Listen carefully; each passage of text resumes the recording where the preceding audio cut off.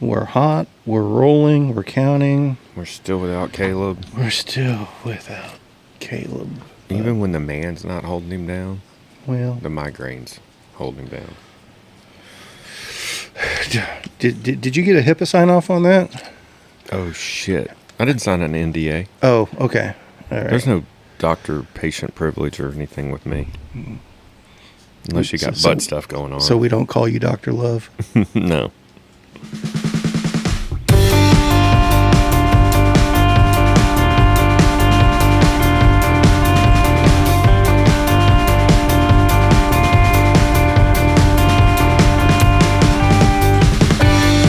Hello, everyone. Welcome once again to the one and only podcast in the entire intergalactic universe that's dedicated to only cycling.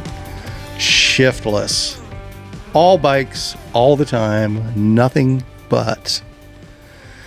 Happy holidays, Bradford. Happy holidays, Kevinford. Kevinford. This is effectively our Christmas podcast. You know. Is it? I don't see us podcasting on Christmas Eve, do we? I don't know. Okay. What do you got going on Christmas Eve? Probably cooking. Oh, okay. I can do a solo episode. Probably cooking for the family. Okay. I could probably sit in for an hour or so. We'll figure something. If we can figure out how to get me set up for remote.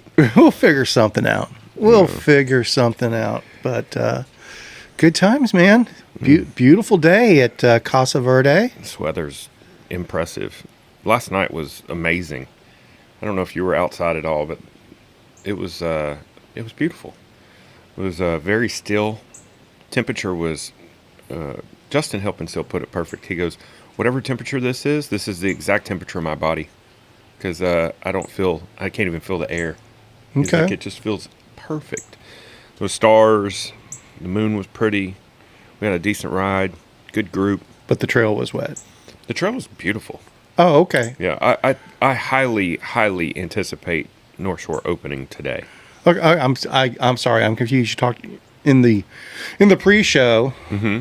You know, because we work so diligently ahead of time to get this ultra organized and put all the pieces together in advance. You had mentioned riding a bunch of other stuff besides just the single track at North Shore. So I assumed that meant the trail was closed. The trail is closed.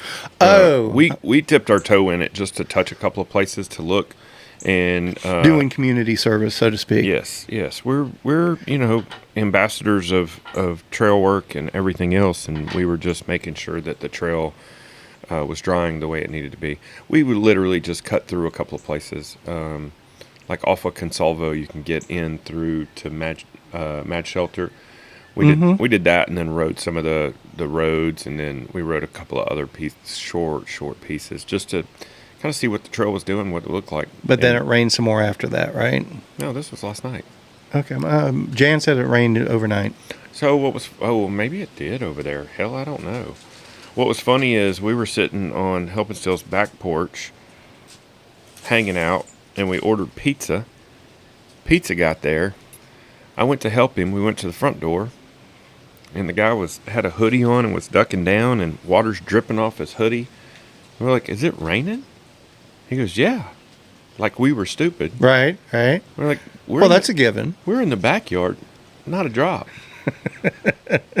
Sure enough, we walked with the pizzas to the backyard, not a drop. Crazy. What's going on? Like, and we told the guys, hey, it was raining at the front door, and they were equally in disbelief. Right. Never rained in the backyard. It was interesting. That is interesting. I mean, there's got to be a line somewhere. I wouldn't call it fascinating, but interesting. Yeah. But interesting. There's got to be a line somewhere, Yeah.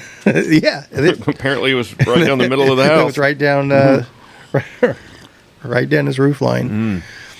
Oh my! I've got how many miles do I have now to get to 3,500? Next year, my goal's 5,000. 5,000? Yeah. All right. I mean, probably more than that, honestly. I think I have 77 miles. That's easy. I got that. Don't jinx yourself. What? That's easy. I got that. I mean, that's Well, I mean, am I supposed to say, "Oh, that's daunting"? No, I'll never make that happen. No, it's pretty sure that's achievable. Yeah, I'm pretty sure it's achievable. Okay, there we go. I mean, there we go. I agree with that as well. I don't want something catastrophic to come out of left field and have you come up short this year. That would be not cool. Speaking of catastrophic, and I apologize, we had one of the things that slipped through the cracks while I was offline, and I forgot to ask about it last week. Mm-hmm. How's our buddy doing that had the incident? Oh, he's doing all right. I went and visited him, sat with him for a couple of hours last week, and he is. The most important thing is he's positive. That is important. You know, he knows, he's very well aware of what he's going to have to endure to get back to where he was, and he's ready to get on it. He's seems to be in good spirits, man. Good. Yeah. But out of the hospital? Oh, yeah. He's at home, but he can't put any weight on anything, and he can't. The booger of the whole thing is he can't use crutches because he dislocated his shoulder so bad. And I think they said his shoulder's going to take almost as much time to Shoulders take a long. They're ridiculous. Yeah, it got. Apparently, I don't know if there's levels of tears or There what. There are. He apparently just tore the shit out of his shoulder. That could be 18 months to 2 years. Yeah, so I don't know. I don't know what's up with that. But they said 8 months he should be pedaling a bike. Okay. So it seems like a long time. It is, but it's Relatively short. he's able to. The Breathe. expectation is he's able to ride a bike again. Yeah. So there's a bit, and I don't need any level of detail. Did we get any more sorted out on exactly what may have happened, or is it still kind of confusing? There's a lot of pontification going on, you know. Okay. I don't think there's an official story. Understood. All right. Well, on to brighter things. Mm-hmm. I met a friend of yours yesterday. Oh, yeah, Lori. Yes. Yeah, she's awesome. Yeah, she texted me. She goes, "Your friend Kevin stopped by." And it seemed like a weird message, and I go, "He's cool." she goes, I was hoping it was a friend of yours and not just some weirdo. Some random. And I go, "No, he's a friend of mine and a weirdo. It's okay." So this is your yoga retreat owner. I don't know. I'm just trying the mistress of ceremonies up there out at the ranch. Yeah, she's awesome. Then that facility looks absolutely amazing, Isn't it? That was very cool. Did you see my cabin? Which one's yours?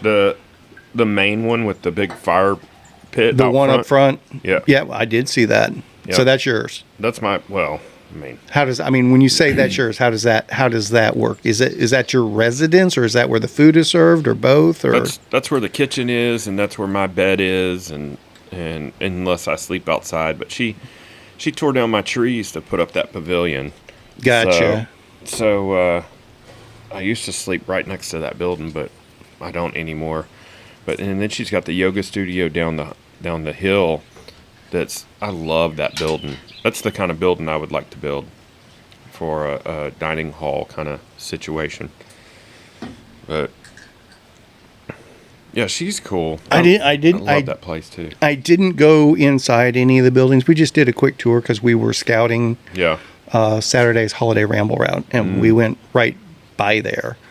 It did on State School. Is that state? I can't remember which road. I don't think that's State School. Maybe it is State School. Mm-hmm. Maybe it is. I don't. But yeah, where the dirt roads cross the FM just north of her, and it's like, oh, wait a minute. Mm-hmm. The yoga place is here. We should check on it. So we she come out to meet you and go, "Hey, can I help you?" I went right to her door and knocked on her door. Oh, okay. All right. So, but yeah, it was like, hey, I don't want this to seem weird, but I know Brad, and she's like, oh, okay, it makes all the sense in the world then. Yeah, because I've been talking about trying to hook you guys up for a while, to host an event or something out there. She's got plenty of land, and it's a perfect location. It's a very cool location. It's outside of our traditional way of doing things, but I guess I've got some ideas. Yeah, I figured you could make something work. That might be involved, and with our holiday ramble on Saturday, we've got another new piece in the equation out of the community of Hood, a little north of Era, a little east of Forestburg, a little west of Valley View. We're going to be staging this event from Betty Joe's Pies you're staging from there. We are staging from Betty Joe's, and Betty Joe. We found this out later because we went and visited Betty Joe yesterday to nail down the final details for Saturday. Heck yeah, you did. She knows Lori as well, and she had actually been talking to Lori about getting in contact with Lori's chef because Betty Joe does events out at her place. Wow. Is it a small world or what? Everything just is this like Inception? Everything just turned in on itself. That is wild stuff. So what had happened was so Rich and I were pontificating while we're riding around. You know what would be really cool is if we had this weekend thing where we start from Friday night. We show up at Betty Joe's, have dinner there. She's got a really neat party area, party barn. Intimate, small and intimate, but ideal for maybe, 10, 12 people, something like that. That's what I was just about to ask. How many people? And, maybe Friday night, we all show up and have a nice little dinner there, put up our tents, and let Betty Joe make some breakfast pies for us in the morning. Hell yeah. Head out from there, go over to Lori's, spend Saturday night at Lori's, pitch some tents, or if folks want to rent a cabin and have a real bed, they can rent a cabin and have a real bed. And how far is that in a direct route? And then, obviously the sky's the limit if you're routing from place to place. So we basically go, it's almost the halfway point for our 75-mile route that we have for this weekend. Oh, that's perfect. Yeah, that'd be a good. And there's plenty of ways to add more miles to that, and there's plenty of ways to shorten it as well. They call it subtracting. I call it shorter. I don't That's like what Jan calls it too. I don't want to think of it as being subtracted. Speaking of subtracting, did you see who has bowed out of the bicycle industry? Are you talking Gran Turismo? Yeah. GT? Yeah. Well, I don't know that they had a lot to say about it, but Pawn decided that they're out of it. So I don't understand how all that works. I just saw this morning. So Pawn. Yeah. PON. Yeah. That's the umbrella company that bought the GT brand. GT had already gone out of business for all intents and purposes. Yeah, GT turned into like a superstore brand years ago. The Performance took them over a while back, and then Performance went out of business. But after Performance went out of business, I think that Pawn bought the rights to the GT brand name, and was still throwing the name on, I think, some department store bikes. I'm not positive. Don't sue me, Pawn. I know they've been having fire sales lately, and now it makes perfect sense why. It's interesting because I've seen a couple of people in fact, Josh Dean's one of them. Josh Dean just picked up a GT, and I saw he had it posted. I think I've got my story straight. And I was like, I wouldn't have seen that guy on a GT. Like, it wouldn't have been a thought. And GT's been one of those brands that's been off my brain. I don't even know where would you buy a GT these days. Exactly. Now, maybe in Macon. Yeah, along with some slime-filled tubes. I went to Velo Republic yesterday and sat down, and I was talking to those guys, and I was telling them about that, and they were like, "What the fuck?" And I was like, "Yeah, that was my first thought too." And I said, "But Kevin had a good point. Like, they don't have cactus and goat heads and stuff like we do, and I don't know what their riding consists of. So maybe they don't deal with flats the way we do." And Tyler came back and he goes, "Yeah, but what's the point of having a tube?" I was like, it's just a bunch of nonsense. And he goes, and then Gabe goes, "Well, you don't have to stock sealant and valves and plugs and blah, blah, blah." He goes, and then you got to have different lengths of valves and all this. Mm-hmm. And I was like, these are all valid points, you know? Right. So it was just interesting Right. talking to them and hearing their standpoint on it. But back to GT, though. I do still, one of the first bikes that I really, really lusted for was the Zaskar back in the, I don't know, had to be early 90s, mid 90s. I was going to guess mid 90s, Yeah. but okay, I believe you. And yeah, I wanted that bike so bad, and it was relatively expensive at the time, but still, it was like $1,300 or something. Right. And it was a tie frame bike, but they're still sexy as hell. But RIP Maybe. GT. I mean, they just said they're retaring the name for now. Oops. Yeah, it says they're pausing. Pausing. That's what it was. Pausing. I don't know what that means. It means they're just going to go to sleep for a while. I was under the impression the GT basically was already asleep, but That's what I thought too. so I'm not going to go too far down that rabbit. GT was basically out of business, and then Pawn bought the name. So, it's like Chumba, I mean, Wait, what do you mean? Are they pausing? no. The original Chumba, the old Chumba. What do you mean? What happened? What did I miss? The What are we talking about? current iteration of Chumba. Still owned by Vince, right? That's a second run of that name. That was another brand back in the day.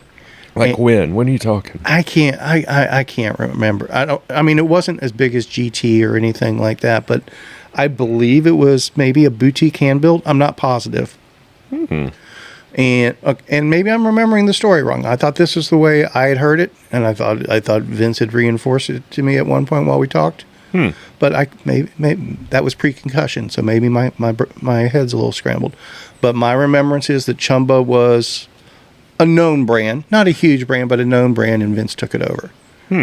All the Silka stuff, Yeah, that is a reboot. Yeah, I mean that happens. The reboot Mongoose reboots. All these reboots happen all the time. Yeah.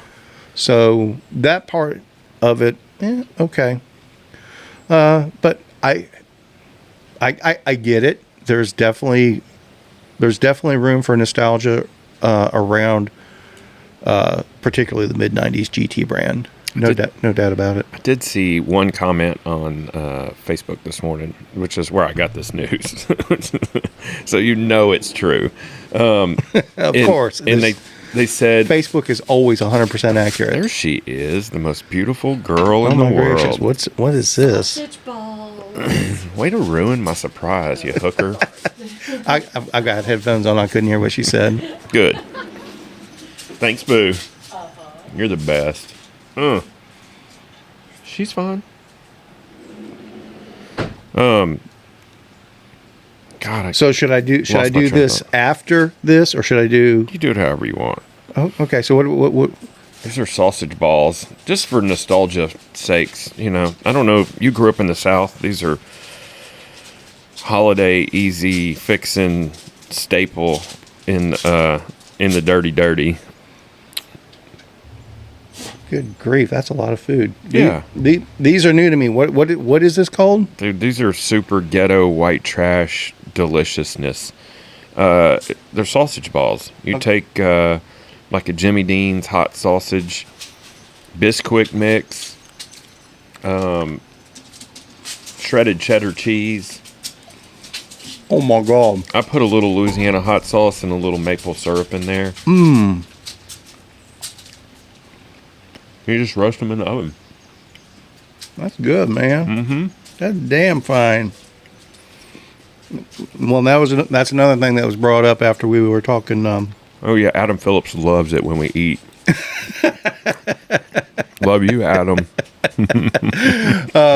It's the holidays. Cut us some slack. There has been a request for a shiftless cookbook. Oh, okay. So we need to get you published. So I mean, we can start with the pumpkin spice cake. We can throw. Can we get rich and famous off of that? Or could we just get rich back on the podcast? About to say, I was about to go the same direction there. I mean, I think you're already famous. So I don't think so. Wealthy, if that's the type of rich you're talking about, doubtful. But I mean, maybe enough to pay for a new computer for you somewhere down the road. God, I need one. This thing is driving me insane. Speaking of famous, the one guy that keeps standing us up, God bless him, he told me he was at a concert and there was this rather large individual, bigger guy, that had a cycling shirt on. I think it said gravel something. And so Caleb struck up a conversation with him. I was like, what do you ride or whatever? And he's like, oh, mostly gravel. And he goes, I do Kevin's events. And they were talking for a couple of minutes. He goes, you sound familiar. Are you on that podcast? That's the second time Caleb has got recognized from just his voice. I've been telling you all. You've asked me over the years, how many people are listening to this thing? It's like unfortunately, the Spotify numbers are stupid. They don't, and they make even less sense now. They restructured their reporting, so it's like I have no idea. But the feedback I get from people just out in the world. No, we don't get a ton of emails. We don't get a ton of comments. But that's the nature of the podcast environment. Yeah. But the feedback I get out in the world, it's like so many. How many people tell you, get rid of that Brad guy? A little less than 100. Less than 100%. Well, it's kind of like a one-way flow, you know. We put it out there, and that's it, you know.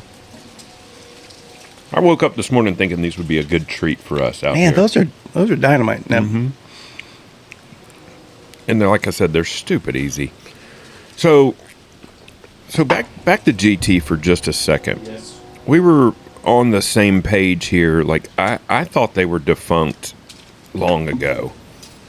But I guess now they're just going to park the brand. So Pon's going to retain the GT branding name and rights and all that stuff. They're just going to park it, essentially. Correct. And wait until the market blooms again. And they're going or see if somebody else somewhere down the road sees a value and wants to buy it from them or something like that. Or the market changes for some reason. And yeah, but I mean, or there's a documentary that comes out about 90s mountain biking, and all of a sudden GT's a big name again. Well, now it's time to re-release. Who knows? Yeah. You know, you're getting into the intellectual property realm of things. And where the brand, there's value to if you have it in your library, if it's part of your toolbox, there's no reason to pitch it out to the curb if it's not taking up much space, sort of thing. Who knows? We may break into this and need it someday. That's fair, but I mean, it's been taking a nosedive for decades. So, and to the point where now they're just gonna. Hey, we're not going to make it anymore. Like, why would you... I can't see a scenario where it would be beneficial to relaunch it other than, like you said, like they shoot Rad 2 and GT's the best thing. But that's the whole point. You just don't know. Yeah, You that's just fair. I mean, Ford re-released the Bronco, and after it had, gone into decline, Yeah. sort of, the stupidest Ford thing that they've done is launch the E Mustang, and it was like an SUV, and they call it a Mustang. That makes no fucking sense to me. It's just another reason I don't like Ford. Ford is Shimano. Ford. I like Shimano. Yeah, I know. You like Fords too, don't you? Speaking of which, you got a Chevrolet. I got my first Chevrolet. That's not what's in the driveway, though, is it? Yeah. It is? Good. I want to look at it. What is it? Is it Colorado? Yeah. Okay. Very nice. You change vehicles often. Do I? Yeah. What do you consider often? More frequently than me. What year's your truck? 16. Okay. Huh? Mine was a 19. See? Okay, but I mean, there's a lot of people that change every year or every 2 years. Yeah. I we mean, call those people rich around these parts. Or heavily indebted. Okay, so here's what I was up. What had happened was Your truck was giving you shits again? not specifically, Mm-hmm. but the check engine light was on. Oh, that's why they make electrical tape. You just put a piece of electrical tape over that check engine light, and it goes away. And my registration expired last month, so I was getting towards the end of my grace period. Mm-hmm. Of course, you rode yours for 4 years, right? There's a vicious rumor that my registration still is. Are we up to 5 now? I think it just expired in 2022. It's okay. They got bigger worries. They do. There's UAPs flying over New Jersey, and CEOs of insurance companies. Trust me, I was highly considering taking the Bradford approach, but with the having to go back and forth as much as we will be in the near future, and you probably want to be legal. Yeah, that's kind of what I was looking at. I don't even think they care anymore, honestly. I think when COVID happened, they put a moratorium on enforcement of registration expiration, and I don't think they've looked back. Maybe. I don't know. Here's the thing. They're not going to pull you over for it, but if you get pulled over for something stupid and your registration's out, they're probably going to lean on you a little bit. Well, and that's the thing. I do get pulled over for something stupid on a semi-regular basis because you should drive like the old man that you are. No, I do drive like an old man that I am, but I'm out in the middle of nowhere where other people normally aren't, and sometimes I get the law called on me, and I have to explain myself. And the first thing they do is they check your license and registration and insurance. You don't tell them you're a sovereign citizen? It works out so well for everybody I see on the internet. All those videos I see show how well that works, right? Every time I start watching that, I go, oh, this is going to be fun. So, how do those people anticipate that going? They think the cop's going to go, oh, okay, well, have a nice day. Fucking crazy people. No, and we just lost all of our sovereign citizen audience right there. No, I support you. I support you. Okay. I don't even know where we were. It was too funny. We were talking about new vehicles and swapping those around, and UAPs in New Jersey. I mean, I figured we were going to get there at some point on this episode. What's the Brad theory on that one? Man, my theory is I don't know. There's too much information. It's getting increasingly hard to know what, if anything, to believe. And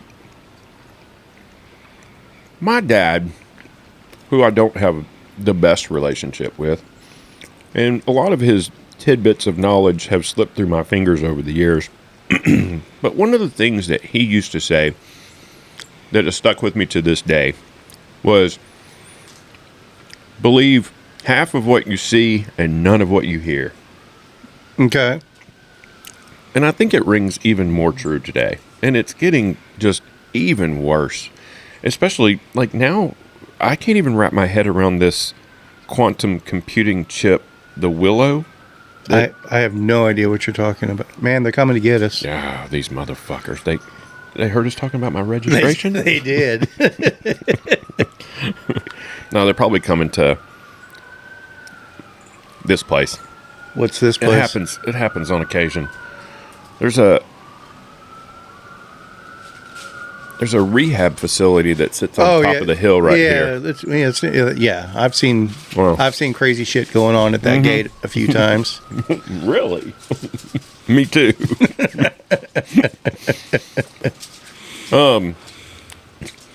So I think it was Google. I think it's Google. So I'm sorry, quantum computer Willow chip. Mm-hmm. This I've heard nothing about this one. So what's this all about? Let me make sure I'm telling you the right shit because I'm not that smart.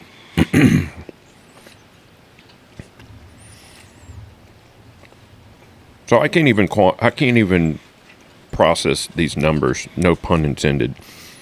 Willow, state-of-the-art quantum chip. Now, we've been talking about, not you and I, but as I don't know what you call it, progression of everything. You know, they've been talking about quantum computing is going to be the next step that's going to, you know, it's exponentially faster than regular, you know, whatever you call it. Computing. I'm not even smart enough to talk about this. We should stick to stuff with wheels on it. Well, now you've got me curious. So intrigued. So this says Willow performed a standard benchmark computation in under 5 minutes that would take one of today's fastest supercomputers 10 septillion years, a number that vastly exceeds the age of the universe. So what they're saying is this Willow chip did a computation in under 5 minutes that would take one of today's fastest supercomputers 10 septillion years. I don't even know what that means. Okay. I mean, that's it means it's a damn fast chip. So, and when you start thinking about this level of computation partnered up with artificial intelligence, it gets really scary. Mm-hmm. Like Total Recall, kind of beyond, you know. So I don't know. I mean, maybe we are living in a simulation. Maybe everything's just going to merge and be seamless, and we're not even going to know what's going on. I don't know. It's insane.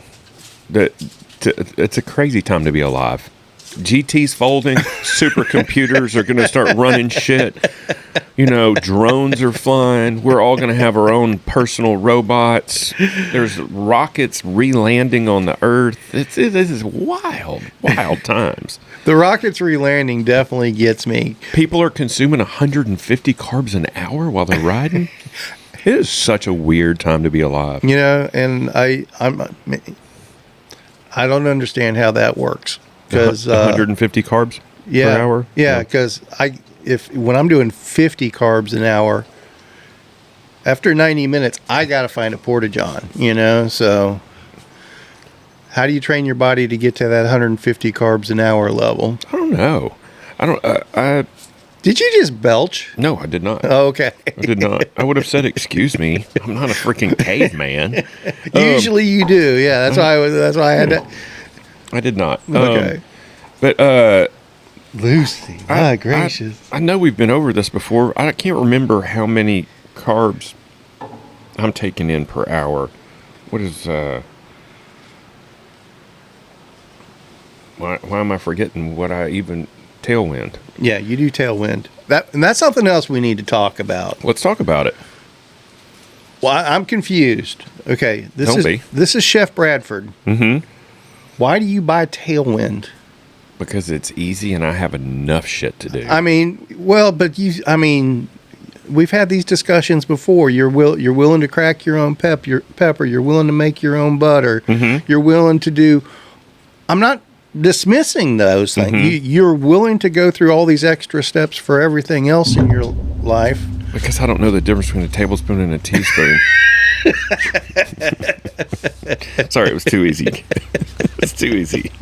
Lucy, baby doll, what is with you? We put a bell on her a couple of weeks ago, and it's the cutest thing ever. She's the cutest thing ever. I love her so much. Pretty awesome. And Lucy is I one don't of Brad's know. dogs. Yeah. Just to clarify that. I have so much shit to do, Kevin, and I drink. I mean, maybe you're right. Maybe you're right. Let's play with this idea. I just haven't been down that rabbit hole, and I finally got Gabe trained to order Tailwind. I went for others, and for me. I understand. I went to the shop yesterday, and they actually had Tailwind sitting on the shelf, and I was like, "Hey, I'll take a bag of this." All right, but you're Mr. Cottage. I know. Jeez. It is raining leaves. Cottage cooking guy. Yeah. What I mean, hypothetically speaking, if you were to just start making your own supplements, Yeah. you could do that, and you and Gabe could go into business together with the shiftless version of. Man, do you know how much of a pain in the ass it is to do all that? Is it? Yeah, because you got to figure out, you got to run all the metrics, you got to label it properly, you got to seal it. You Not for supplements, you don't. You got to put what's that called? Desiccant? What are those things called? The things that keep it for moisture development. But the reality is you got 35 cents of ingredients and sell it for $35. It's worth it. Don't give away our business model. Shit. Well, I mean, everybody that's buying Tailwind or whatever else, that's the reality of it. Yeah. And we're not going to be sponsored by Scratch or Tailwind or I would love to be sure Scratch. not Hammer. I would love to be. I can't talk this morning. Love to be sponsored by Tailwind. I'm a big Tailwind fan, and that's the other reason is sometimes I want a watermelon. I like their watermelon flavor, and sometimes I just want naked. I like the naked. I understand that, and I'm not knocking those products. What I'm saying is this is really out of alignment from everything else that we've ever talked about. When you give me a hard time, for buying already cracked pepper, it's like, yeah, I understand that there's a benefit to a slightly fresher pepper. It's in the grand scheme of things, night and day. For what you do in a fam dinner, yes, it is. For something Kevin does that goes in the freezer and gets reheated 3 months down the road. Yeah. I still think it's good. It's much better. Okay. Fresh cracked pepper. I understand that. I don't know. I was highly intrigued when the very unconventional Justin Carey was talking to us about all that, and that's what got me going down the rabbit hole. It's like this is stupid easy, and I mean I can Brad could really make this something special. Man, there's just so many people already doing it and doing it well, and they're doing it with like science and shit. No, they're doing it with marketing that they pretend is science. I can vouch for that. That's very believable. Yeah. But the other thing is, that's what I was talking about yesterday. I was at Velo Republic, and they had some new brand that I can't even remember because their branding was so weird. It was like, like the tennis shoes that all the white guys wear, those Ons.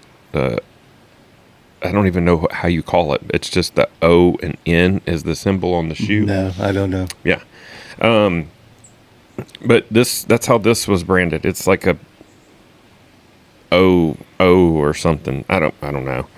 So first of all, they missed me with the branding, and then second of all, it's just black and white, which I dig, But it was not only that, they had like 11 different products on the counter, and I was just like, what is going on here? Like, but it's all natural, either Mexico or New Mexico. I can't remember if it was old Mexico or New Mexico.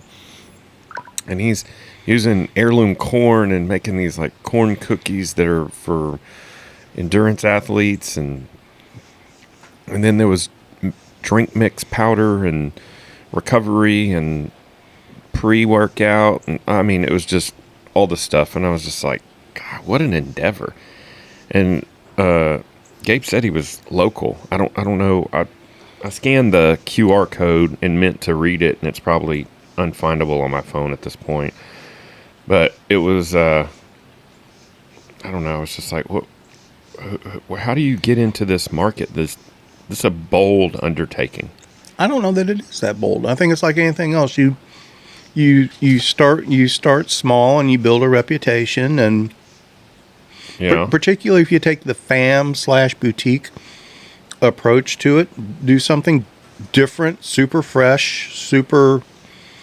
There's their marketing. It's QO. Okay, and that's local here. Well, I think all this stuff comes out of, I don't know if it's Mexico or New Mexico. But look how many different products. Look at this.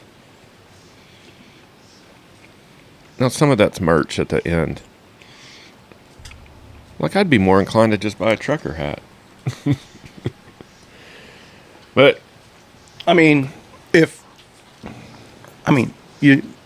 you start with a basic drink mix, a basic carb liquid mix. Okay.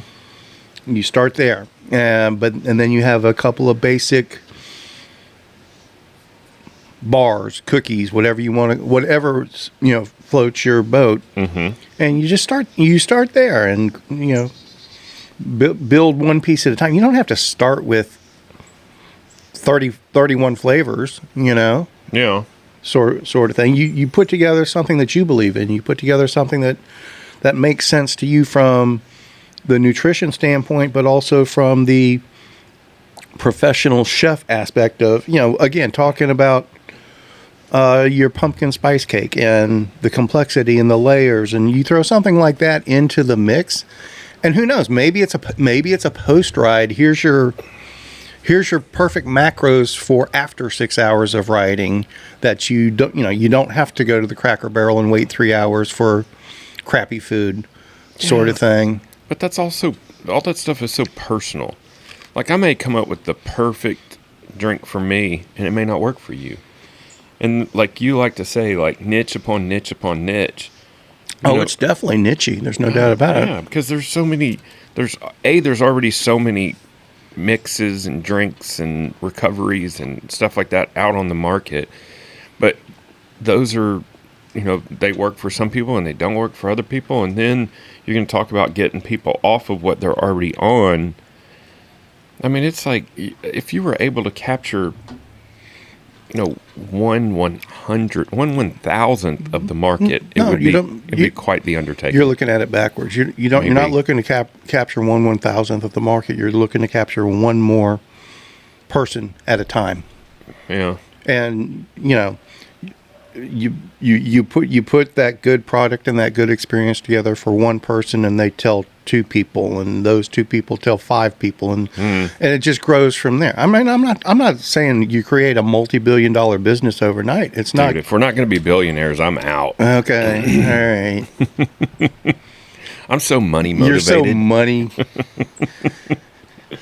Oh, I don't know.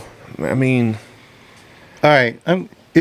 If you would be interested in a shiftless cookbook with a section dedicated to cycling specific treats and stuff like that, shiftlesslive@gmail.com. Send us an email. Comment anywhere. Tag Brad. But I'm not saying that's what you should do. I keep going back to every time, because I keep playing with these concepts and dabbling, and every time I start doing this, I'm really shocked Brad doesn't do this. But it's not me telling you what to do. I'm just saying. You act like I'm lazy. I got up and made you sausage balls this morning, serving you homemade cookies. I got to try the cookie next. Yeah. I was not going to have that second ball of yours, but I did. They're better in pairs. They are. Ask Lance. So yeah, I'm just going to have one little corner of the cookie. So you told us about the sausage balls, which are quite tasty, that's filling. A super ghetto, like very old good school. Now, yeah. don't take this the wrong way. This is not a critique. This is not a suggestion to the chef. This is a basic question of mine. It seems like they would go very well with some sort of Dipping sauce or gravy or something like that. Is that a regular part of the mix? You know, I don't know. I've always just had them like that. Paula Ann may have overcooked them just a touch. No, she did not. That bitch. But I've seen people dip them in maple syrup, you know, which, I mean, I can't think of anything you could dip in maple syrup that wouldn't be good. That's like just wrap it in bacon. Yeah. So, I mean, I don't know. You could, okay. I'm just seeing, is that part of the... Not that I'm aware of. Okay. I'm sure somebody dips them in ranch. You know what would be tasty on that? What's that? A hollandaise sauce. That would be good. Yeah. I mean, I think they're good straight out of the oven. That's what it's not a critique. It's not a criticism at all. It's just, to me, it's more nostalgia. Just that smell. Like, there's a very distinct smell to it. And it's the breakfast sausage, obviously. It's the Jimmy Dean's. Yeah.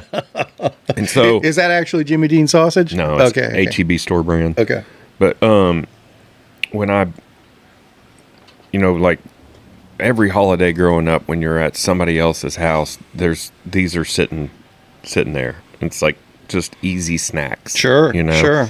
Breakfast snacks. So I just felt nostalgic. All right. You I know? mean, that right there. I mean, you know, if we were off in, well, hell, if we were at Spinistry Palooza and we had a couple bags of those in frozen that got thrown in the. You would not want to sous vide those. You sure? They would turn into absolute mush. Would they? Yeah, those need an air fryer or oven. Okay, but let's just say if they were properly reheated in some capacity, sort of. Devour that. That would be a killer breakfast right there.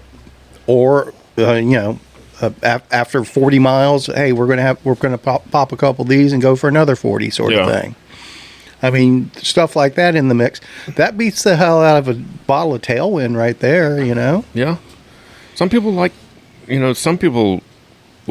Whole Foods. I like Whole Foods on long rides or solid food. Yeah. Not Whole Foods, but no, I follow what you're saying. And then sometimes I just, like when we did that 100, I literally had Tailwind the whole time. I think we stopped at that 7-Eleven that one time. And I think I just had fluids. You got something like a bag of peanuts or something like that. I did get some peanuts, and I ate like half a bag, and then they rode my bike for months. They're probably still there. No, they're on my workbench now. Okay. But I've been fueling. And I'm not knocking the liquid diet while that's not what I'm saying at all. And I'm not knocking Tailwind at all. No, I get it. You're just always trying to figure out a new way to take over the world, and I love it. I love it. No, I don't want to do that, though. That's what I'm saying. No, you want to be the hype man for someone else to take the fall. Come on, Brad. You can do this. You can do it. I mean, you were talking a while back. You got to figure out how to do some new stuff, scale some stuff, and that's scalable. I do. That's scalable. I got to figure out how to take over the world. I only want to take over the cycling industry. That's all I want to do. I think you just want to disrupt the cycling industry. That is not that I am not a disruptor. It's people that get disrupted that are the actual disruptors. I don't follow that. It's the perception of what somebody going against the grain is doing that makes them a disruptor. I got Does that make a little more sense? Yeah, I got you. Let me see. All right. Since we're talking about cycling food now, because that's all we do is talk about bicycles. All right, tell me about this one. What's dessert here? What is this? So these are, once again, this is like a we call them cookies, but it's what other people would call a bar or like a sheet cookie. So this starts with... Wait a minute. No, I'm going to stop you right here. Yeah. Holy shit. Yeah. So these been in... I mean, I say they've been in my family, but this is an old recipe that was probably made by every person that held the ingredients.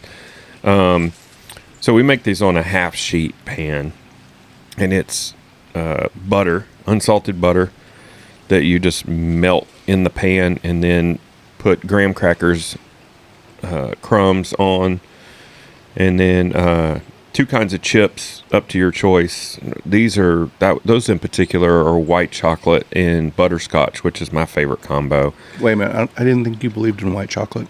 Oh, I do. I believe in white chocolate. Oh, okay. Yeah. Maybe that was somebody else I was thinking just don't think it's chocolate. I think it's butter fat. But anyways. Okay.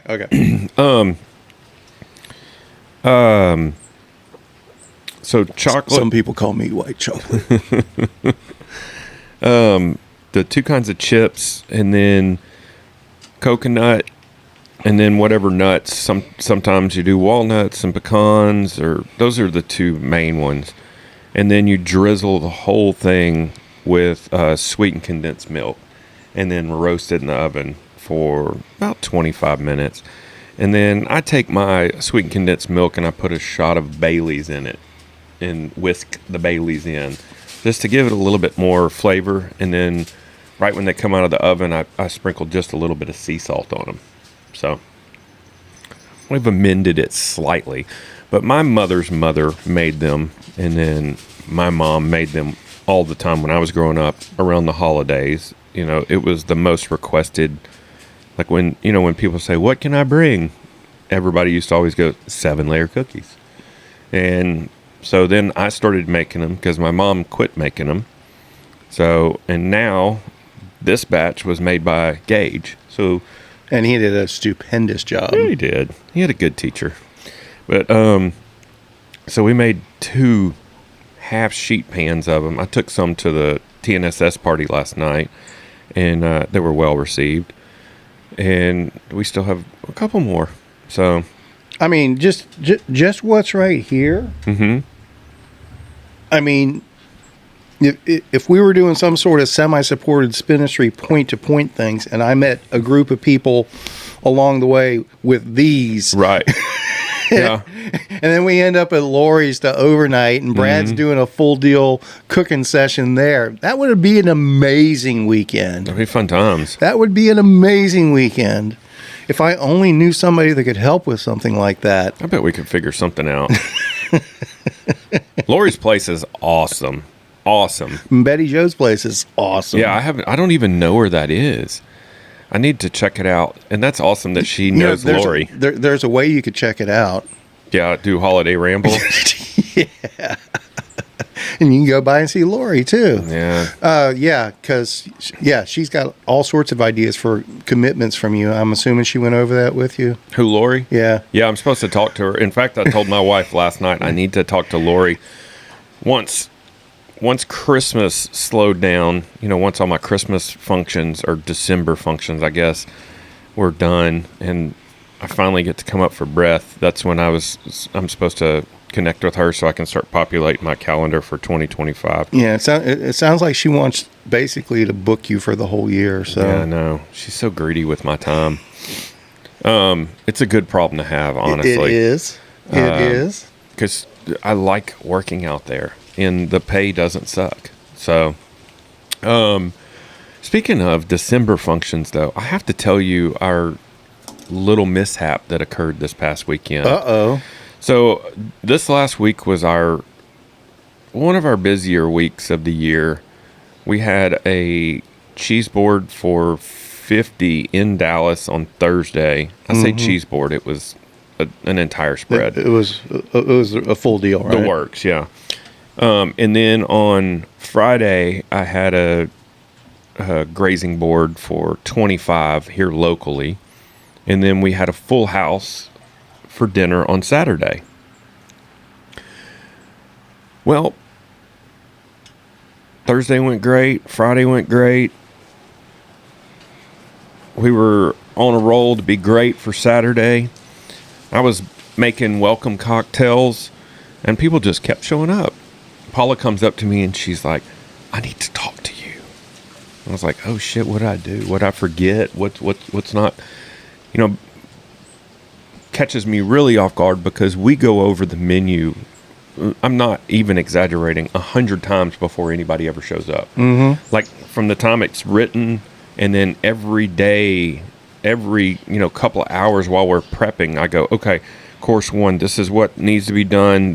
And I'm constantly writing prep lists. Like, okay, I need to do this. I need to set this aside. This needs to be washed. This needs to be, portioned or whatever. I'm constantly writing lists. So there's no surprises on our menu when it comes time for service. So I was completely off guard. She goes, so we walked away from where people were, and she goes, there's too many people here. I was like, what are you talking about? She goes, well, we had a table of 12, which we knew we were going to have. And then she goes, and we had 2 sets of couples. And she goes, and then 6 people showed up, and they're all together. She goes, that takes us to 22. And we're still waiting on 2 for the 12 top. So they only had 10 here at the time. She goes, we have too many people. And I was like, okay, first of all, calm down. Second of all, how did that happen? Because when I list it, it's much like Spinistry. You set your number, and when it sells out, it sells out. You don't have to go in there and go, oh, no, we're not taking any more. Right, right. So I was like, I don't know how that happened. So I'm trying to pull up my fucking war dialer over here in the middle of all this. I'm telling you, that new computer should be towards the top of your list, but okay. I'm still trying to build a bike, Kevin. I still can't get my wheels from Cade. Son of a bitch. So I'm trying to look up. Squarespace is a complicated process on even the fastest, even on a Willow supercomputer. I think it would be difficult. But I'm trying to look it up and see, like, how did that happen? Did everybody pay? Well, anyways, we go about our dinner. We seat 2 people at those stools right there at the bar. And that's only the second time that's ever happened. The first time, the couple actually requested it. But this time, it was a matter of survival. And we happened to be friends with one of the couples that was here on their lonesome, fortunately. And I was like, hey, can we upgrade you to the bar? And they're like, oh, we would love that. And then at the end of the dinner, they go, we don't ever want to sit anywhere but here. That's the best seat in the house right there. I think so, too. So next time I'm coming, that's where we're doing it. It's pretty awesome. That way we don't have to deal with the strangers. That's part of it, but also No, I want to be locked in. Hell yeah. It's like sitting at the sushi bar versus sitting at a table and having sushi delivered. So it's a good thing I fell asleep early so that I didn't come by to videotape, right? Yeah, I forgot you said you were going to be here. I said maybe. No, it's not. It's not a good thing. Everything went. Go ahead. Dinner service was flawless. Everybody was extremely happy. I had to do a little internet sleuthing, and we figured out that there was somehow this table of 12 had only paid for 10. One of the ladies had accidentally not completed her transaction, thought she had, showed up for dinner, put us in a bind. Right. Because had she actually booked, then this other 2 top would not have been able to book, and we would have been sitting at 20, and we would have been fine. Right. So I assumed it was something along those lines. Fortunately, well, first of all, I felt bad because anytime Paula comes to me with something like that, there's an unsaid kind of panic. This is your fault kind of thing. And so I was like, I swear, I only had 20 listed, and I like I said, I couldn't pull it up in real time, so I couldn't even defend myself. Right. So, but I looked her in her soul and I said, hey. So that was you dumbass. Yeah. So I was like, hey, everything's going to be fine. We have plenty of food. I always have over what we need. You've got to have extra because of droppage or burn or whatever, And so I had plenty of food. We made everything happy. Everybody was happy. Fortunately, we knew some of the people at this table that organized this group, and we reached out to them, and that the one lady was mortified. She was embarrassed that she didn't pay, and honestly didn't realize it. It was an oversight. It was an honest mistake, and I still don't think she understands how much of a bind it put us in. Probably not. Yeah, probably not. But like a good team, we rallied. We made it happen. We pulled in an extra 2 seats. Paula put extra setups. I pulled out my homemade little tray that our friend Chris made for me. Out of clay, and it's beautiful, and use that for their own individual cheese board. Put them some butter out there, and made them cocktails, and everybody was happy. But it was kind of a the duck on the water kind of thing, where you got to look calm on top, and maybe we'll send Foster over to check people in next time. We do timing chips. Man, it was, but she just paid yesterday. Okay. So, but she did pay. She paid. Yeah. She paid. Hey, Yeah. stuff happens. Yeah. And the be ahead of the curve approach, your experience is showing. No doubt about it. Yeah. There. Well, we need to have racer registration, like when people walk in, and have them sign their slip and get their number. Well, along the lines of what I suggested at one point along the way, maybe with the coasters, maybe with a cutting board or something like that. You just have a little memento you give people that's slightly personalized, and it's an indirect way of checking people in and verifying. Oh, what's your name? Oh, you're Charlotte. Here you go. Here's. You follow what I'm saying? I didn't, but you didn't say that. You didn't convey any of that when you. Well, I didn't lay it out that specifically, but that's But you gave me the coasters, and I was just like, "This is cool." I didn't think that you were even inferring that could be like a giveaway thing. Oh, I thought I had said that. No, you were just like, "Hey, I made these. I was toying around with this. What do you think?" I thought that was the extent of the conversation. Maybe it was. In Kevin's head, it was more. It could have been. Yeah. And that was a long time ago. It was. Oh, well, because I remember we talked about, hey, do you think people would like cutting boards, or would people be interested in them? No, I know maybe thought you were thinking maybe we didn't put the two conversations together. Yeah. Well, I think most of that conversation was in your head, not verbally between the two of us. Because I don't remember any of that. That's fine. It's not a big deal.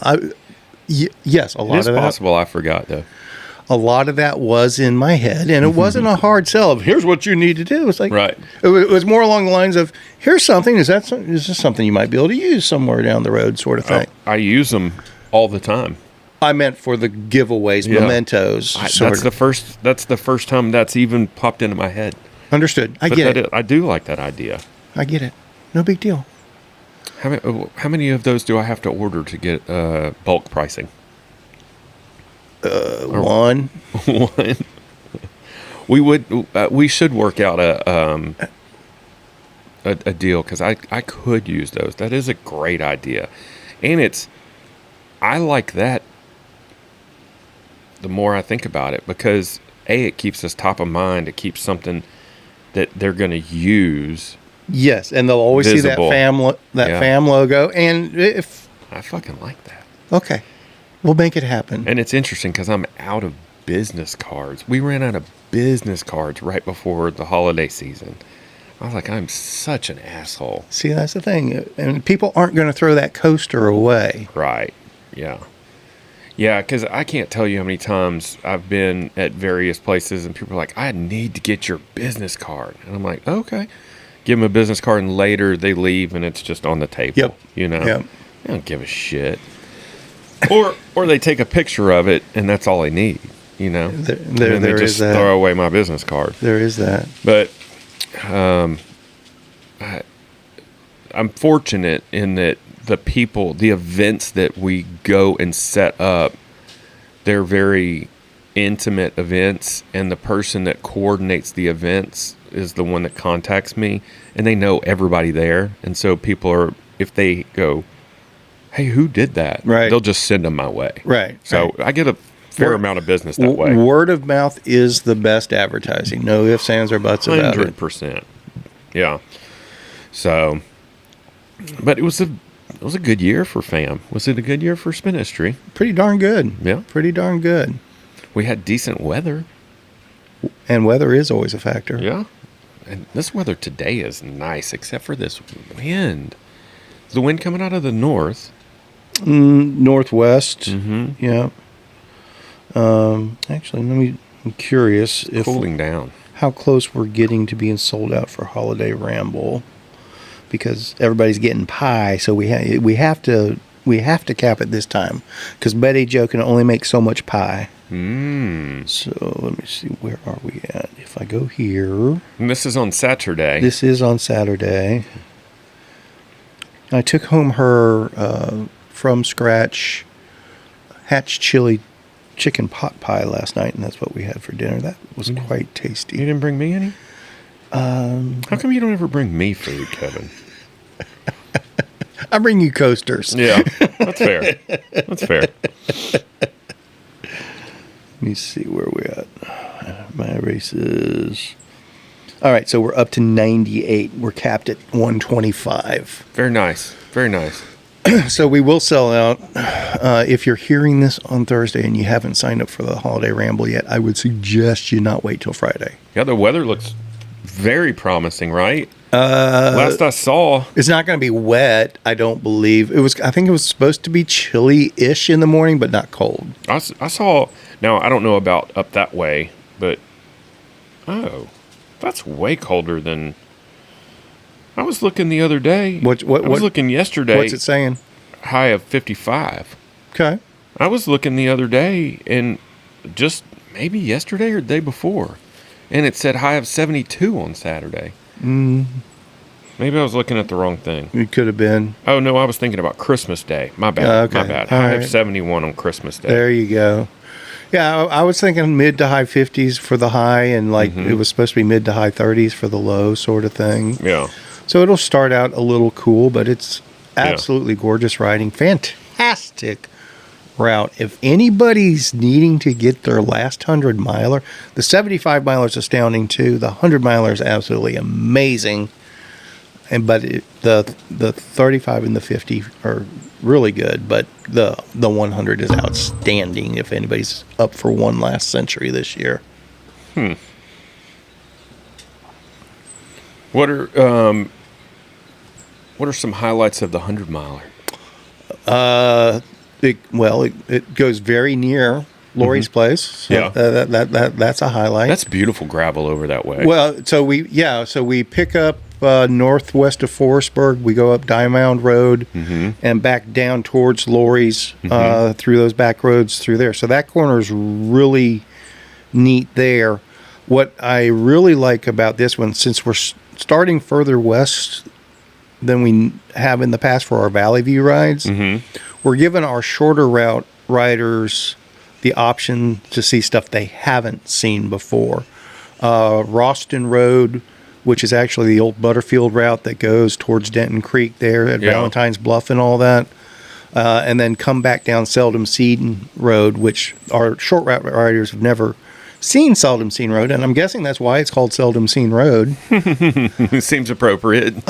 More people are going to get to see Seldom Seen than have ever seen Seldom Seen. So that's actually kind of cool. More people are going to get to see Seldom Seen than have seen Seldom Seen. Yeah, isn't that something? That's almost a tongue twister. Hey, speaking of Seldom Seen, I have not seen it in person, but our sometimes guest co-host sent pictures to our group the other day.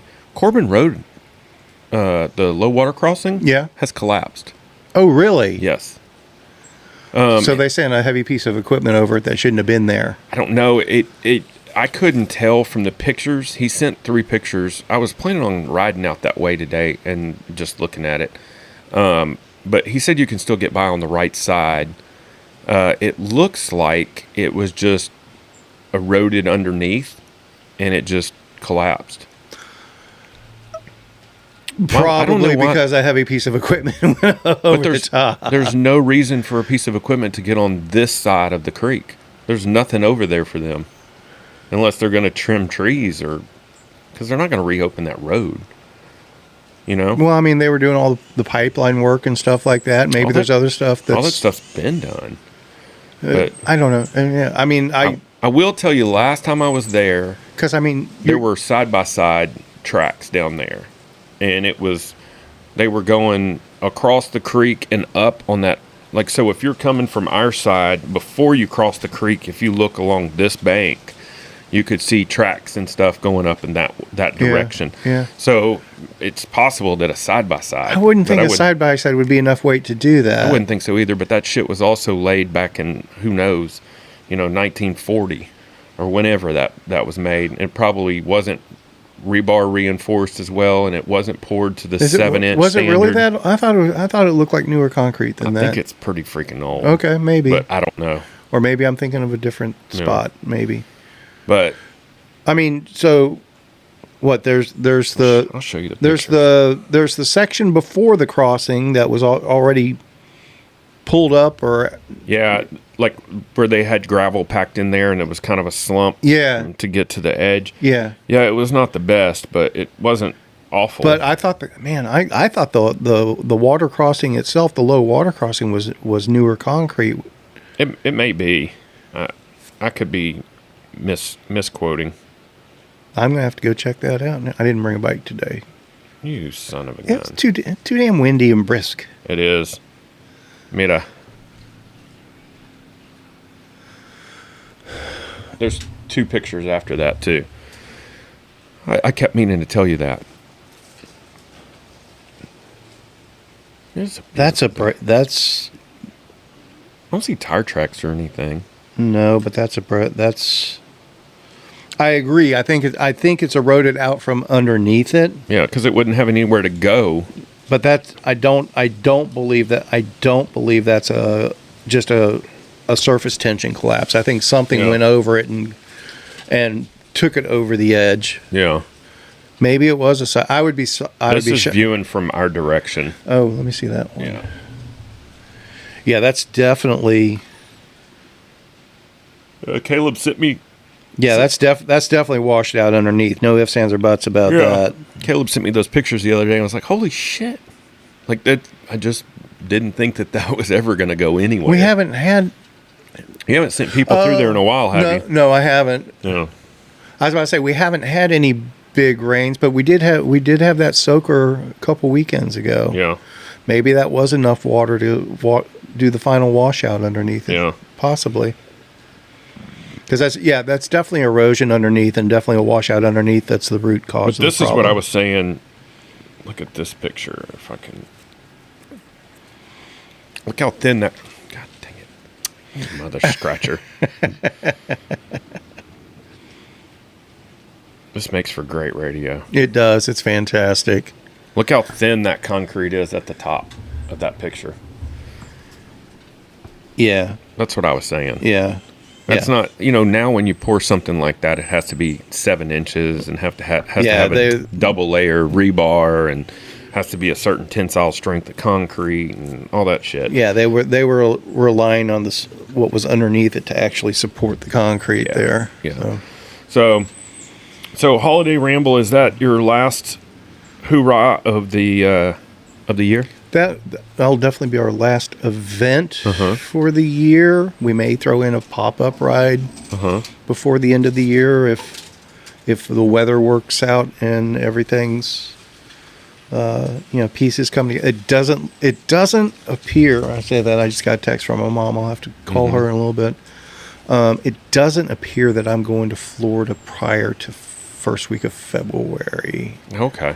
We think.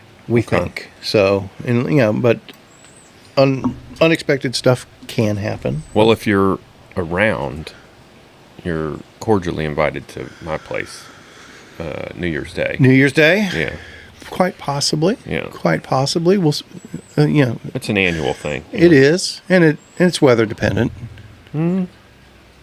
For you or for me? Yeah. Well, definitely for me. Oh. Definitely. You don't drive in the rain? I mean, we'll see. Okay. We'll see. Okay. I may not ride today.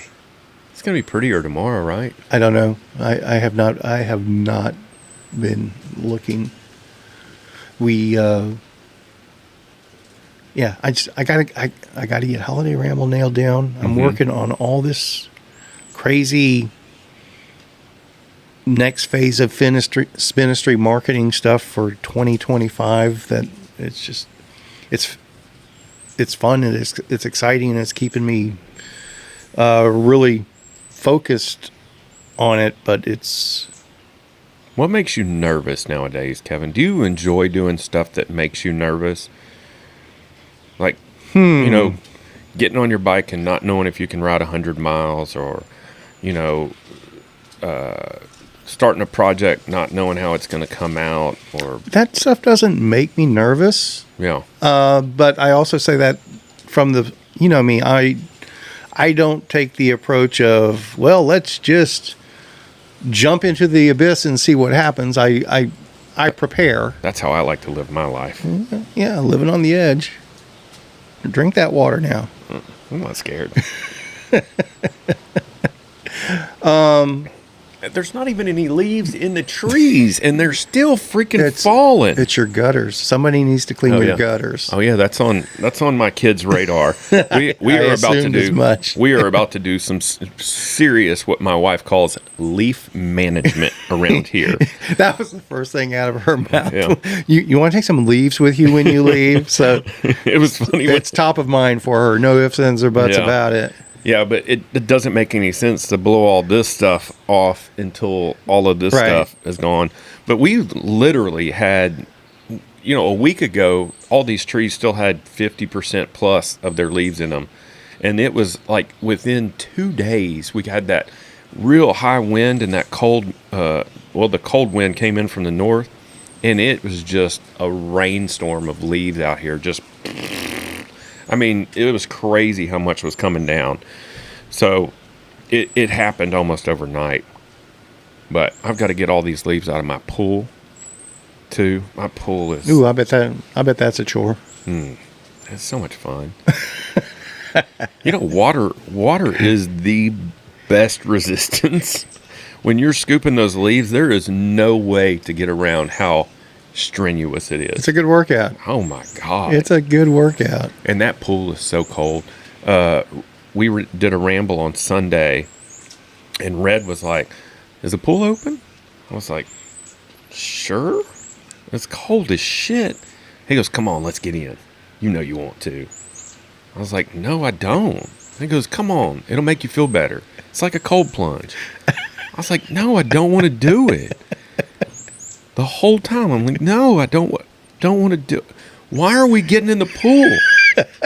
And we got in the pool, and it hurt. It was so cold. I mean, it took me almost 2 hours to warm up after I got out, but I did. I don't know that I've ever known anyone more susceptible to peer pressure than you, quite frankly. But No, I mean, I wanted to do it. In my brain, my body did not want to do it. 100% did not want to do it. I was surprised that my brain was able to talk my body into walking down the steps and getting in the pool. But after about 3 minutes, I was like, I'm done. So, but my philosophy is I just walk in, and I normally walk in and just go underwater. I don't like to jump in. But I still had my hat and my glasses and my headphones on. So there was a disturbance in the flow. and then I got hung up like, oh, I don't want to go underwater. So it was cold. But it is a master reset. I mean, your legs are immediately like, okay, let's ride again. okay, You know? okay. So it's worth it. But still need to get all the leaves out of there and start keeping up with that pool during the winter. It's going to be I love and hate my pool. Completely understandable. So you said the goal for next year is 5,000 miles, I mean, and 1,000 of it you're going to do in 8 days. yeah, I don't know about 8 days. I'm not trying to set any land speed records. I mean, that's our normal. I'm not normal. Oh, that's the understatement of 2024. No, I'm saying when we do our our basic spinistry support run, 125 mile-ish days. Yeah. That works to an 8-day format. So What did Peter do it in? 8 days. He did it in 8 days? Yeah. Shit. All right. I can do it in 8 days. No, you don't have to. That's 125 miles a day. So it works out fairly well. Yeah. And that's a good benchmark. Are you able to do 125 mile days? And I haven't done a 125 mile day in years. I understand that. And then that's where, if you get to where you can do a couple 125 mile days and it not kill you or it not chase you off the bike for the next 6 months, you're ready for the ride. That's kind of the basic litmus test that I apply to people. And when people go, I haven't ridden a ride over 50 miles, I'm not saying you can't do it. Yeah. You just don't know what you're going to run into yet. So yeah, that's true. I mean, that's my plan, is to make it through the holidays, fire up dry January, which I do every year, and then start stacking miles. January 2nd? Starting January 2nd, yeah. Can't start on January 1st. No, I understand. I was just making sure it was the 2nd that you started on. Yeah. So do you take it an extra day into February or just... Okay. Yeah. And then just start stacking miles. I'm basically postponing what I told you I was going to do. I was going to start doing my ride every day and bulking up, but it's not going to happen until realistically January 2nd. Man, I can't. I keep trying my damnedest to get back into the routine. I can't get the rhythm going right now. Yeah, I mean, Caleb hit it on the head when he said when your routine gets disrupted, it's so hard to get back in something that was so routine before. Like, I was almost without hesitation riding 6 days a week. And then all of a sudden it's like, how did I get so far away from it, But, I mean, still I could go in there and go, hey, boo, I'm going to go ride for an hour. She go, okay, you should. Yeah. Well, for me, that's the frustrating part. I should just be doing. I think for me, I think what's been kind of the deal breaker this time around on my end, when I was doing it earlier in the year, and when I had those days where everything was going too crazy and it wasn't practical for me to go out and ride the bike, I could do the indoor bike for 45 minutes or an hour, and just to get my session in for the day and keep that going.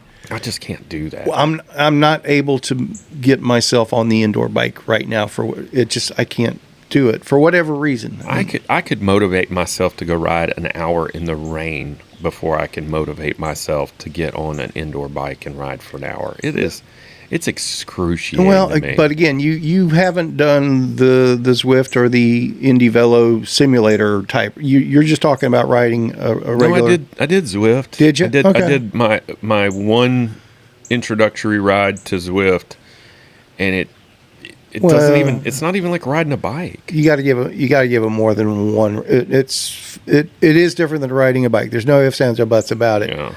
But it is, it's like anything else. Once you get familiar with it and use, But I mean, even the speed doesn't translate. Like, I was riding and it said I was doing, I can't remember, but there was a big discrepancy over what I felt like I'm putting in and what it's showing on the screen. And I'm like, this is not even like real life. Well, like I rode Sunday morning, and it ended up being a 3-hour ride, and it started out in the cold and the wet, and I loved it. I had a fantastic time. So did we. And but I don't know. So the weather doesn't scare me off or anything like. It's hard to explain. I haven't been able to just. I'm going to make myself ride the bike because I always feel like I do have 100 other things going every day, but I do have time. I can carve out an hour to ride my bike. I just can't make myself carve out the hour right now for what, and I don't know why. Maybe you should go back and listen to the solo podcast that you did. I should. And that's the frustrating part because I know better. Yeah. I mean, you were literally the one that rekindled that thought process in my head. And I don't know why it touched me so much, but it did. And that was my catalyst. It means a lot to me that I touch you a bunch. That was my catalyst. But, and much like during the summer where I just made it a point to not let the weather beat me, I was just riding when it was 100 degrees and just changing the way I rode. Actually, I think it just clicked for me why I'm struggling right now. I got spoiled. When I was in Georgia and Florida. Mm-hmm. Even though I was only able to squeeze out a ride 3 days a week or whatever with all the shit we were going through and everything like that. But every ride was a brand new ride. It was a brand new experience. It was a brand new route, seeing new things. So I got overwhelmed with because you know me, I like finding new stuff and experiencing new things. That is the childlike enamor that comes with riding that keeps me so ingrained in riding. And that's why I love going on a ride and being with a group where you can go, what's down that road? Yeah. And you have the guy that goes, I don't know, let's find out. Yeah. Those are some of my favorite rides instead of just head down ride and you're just on a route. And I like that too. But I love the adventure rides where, you know, we truly do go on, and we go, oh, I've been meaning to check this out. Let's go see. I love that stuff. And I can't remember who I was talking to the other day, but it doesn't matter where I am. When I'm driving, I'm always going, what's down that road? I've never seen that. You know, I love that aspect. Very definitely. So I totally get that. So that's why I got to figure out a way to write some new stuff. That's what's or just knuckle down and force myself to ride the stuff I ride all the time. You know, people get, and I think that's the creative aspect of Kevin, is you're constantly looking for routes, and I'm trying to bridge this gap real quick in my thought process and make sure it makes sense, and it won't. But I get, you know, they say writers have writer block, you know, where the words don't come out when they sit down to write, you know. I have the same thing from a culinary standpoint, where I just get kind of stuck in a rut, or I'm uninspired, or, you know, nothing new is coming to me. The muse isn't speaking, you know, there's nothing coming, and it's a form of writer's block as well. And I think there has to be the spark of creativity that kind of sets everything back off again. And I think you just need to find that, you know, and find it locally. Well, and I think I've used up the full local wood pile just about pretty darn. Or I mean, when I say local to what is accessible from my front door, sort of thing. Well, how close is the Dallas to Fort Worth trail connectors, all that stuff? Because I think I saw Frazier and his crew do somewhat of that route maybe a month or so ago, and then they took the train back. I mean, last time I was out there a couple months ago, they had bunches of River Legacy Park closed down because they were starting to put in the new bridges there. So they still need to do the bridge from River Legacy to Trinity Mills, and then they need to do the bridge that goes over the Trinity River over by the Center Point train station. I believe once those, basically the river crossings, once those bridges are in place, it'll essentially be done then. And that's what I was trying to. I did our old Monster Cross route. I still remember that. To do that when probably September or October when we were doing all of our good training. And that's when I ran into the River Legacy stuff being shut down. Yeah. Yeah, it was probably towards the end of September because when I was thinking I was still going to be doing the rat, and then the dog got sick, and that's when I went into my spiraled. Then Dad got sick, and Yeah. and now it's the holidays. Yay! But it's not that I'm not riding my bike. I'm riding it a little bit. I can't get over that 3 days a week hump, and I need to get back on my riding every day structure. Yeah, for sure. Sort of thing. North Shore's still closed, in case you were wondering. I was not, No. but I appreciate the beta on that. Well, I do intend to ride my bike today. Don't know if it's going to happen, but I may as well. I have a spinistry project that I want to work on, and I need to get started on that. No, that needs to wait. I need to get through the holiday. I need to get through the holiday round. That's all I need. I need to get through this event, and then I'm at 100% flexibility, where I still got a bunch of shit that has to be done every single day. yeah. But I'll be completely flexible of when I assign what tasks to be done when. Do you write physical lists, or do you have like on your phone? Do you have lists, or how do you stay organized when it comes to? I mean, like let me back up a little bit. Sure. Like for Holiday Ramble, do you have like a set list of tasks that need to be arranged? Like, and I'm just spitballing. I don't know all the logistics behind the scenes. I follow.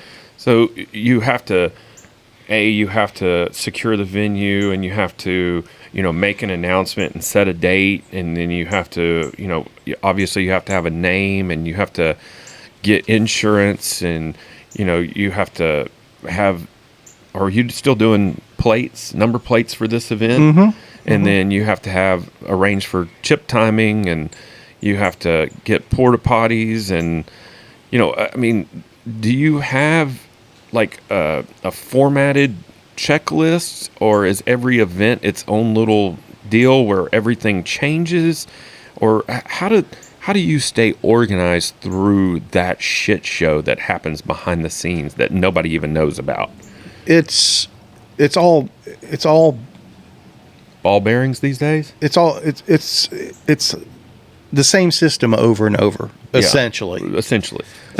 Kind of like with my dinners, I mean, I have to go shopping, I have to write a menu, I have to, I'm just trying to figure out what your process is like. So when I'm doing an event, and I kind of have in my own brain different levels of, and this is something I need to formalize and do a better job of communicating to the participants themselves, and that's part of the 2025 project. But anyway, when I do certain levels of events, each of those I have a basic structure and a basic system that I know I need to go out on Tuesday of event week to verify the route and double check everything with the venue and finalize all of those details so that I can go out on Thursday and Friday and mark the route, and whatever I come across on Tuesday that may still need to be sorted or cleaned up, or that caught me off guard, sort of thing. Reroutes.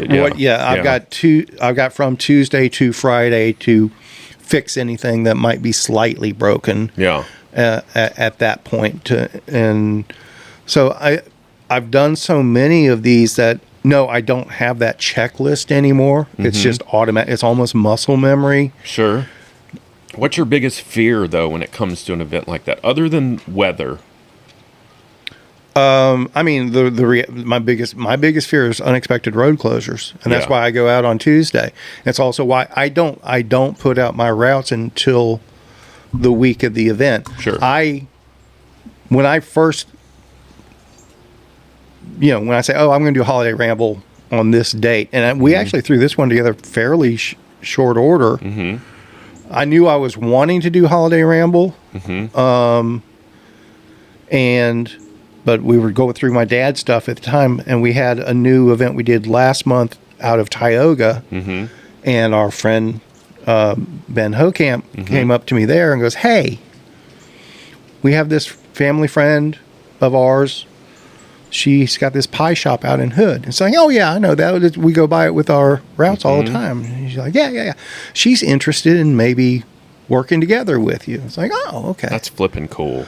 So, Ben lined us up with each other. I talked to her, and she's like, she's thinking like doing something in 2025. I was like, matter of fact, Yeah.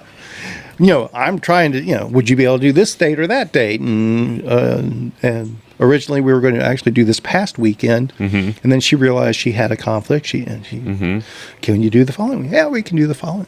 So we put that together essentially in less than a month. Yeah. Is all I'm getting at. At that time, once I realized we were going to be out here, I said, okay, well, if we're starting from there, we can do something like this for a route. Yeah. And obviously that area I know like literally the back of my hand. So I knew any configuration I put out there, I was able to visualize exactly how it would go. Yeah. With the exception of closed roads or bridges, and that is part of the mix out there. Yeah. And when they redo a bridge, that's not a 2-week project. That can be 2 years sometimes. Yeah, we came across a bridge out on our ride up to Hope Camps, as a matter of fact. Oh, really? Yeah, and we had to go. It was not. Where was that at? To Ho Camps or? Yeah, on the way there. Really? Yeah. Where was that at? I'd have to go back and look at my route, honestly. Coming from here to Ho Camps, fairly direct? No, we took a long way. Okay. Like I said, I'll have to look. No big deal. But that's the thing. And we went out through Dish and then made our way north and then came back in from the west. Okay, yeah. And that got in our way for the ride we did. I want to say it was Mosh Branch, but I don't think Rippy Road or Ripey Road or whatever. That may be what it is. Yeah. That got in our way for our our pop-up ride we did Sunday. Yeah. I had to reroute around that road closure. Yeah, it was not. Luckily, it wasn't muddy. And that's one. I assumed it would be good to go by now because it was months and months ago that road was originally closed. Yeah, you could tell there was a very slow progress going on there. Yeah. Look at this guy. What? The squirrel on the bird feeder. How the hell did you even get there? Oh, there it is. He heard you. Yeah, he did. Well, and I mean, out by our house, that Cinnamon Creek Ranch, the bridge up that old Denton Road there, that's been closed for, I want to say 6 months now. Yeah, right there. I mean, look what's going on right here at Hilltop. We're going. We're going on 2 years. Yeah, that's a different. That's more than just one bridge out. Though. Yeah. That's a whole redesign of a whole area. No, there's a standoff going on down there. From what I understand. Yeah, you guys were telling me about that. There's been no progress. Yeah. For I want to say it's a better part of 2 years. And going back to where how we got here, it's I learned a long time ago to not put out the route before I know it's solid. Yeah. Because even if I tell people, well, this is the route we're thinking about using 6 months from now, but hey, don't things can change. I can tell people that 1,000 times. Inevitably, they're going to show up with the original route loaded on the computer. Yes. Yeah. It happens, and then they blame me for it. Well, it's always your fault. It is always my fault that they don't read an email. Yeah. Yeah.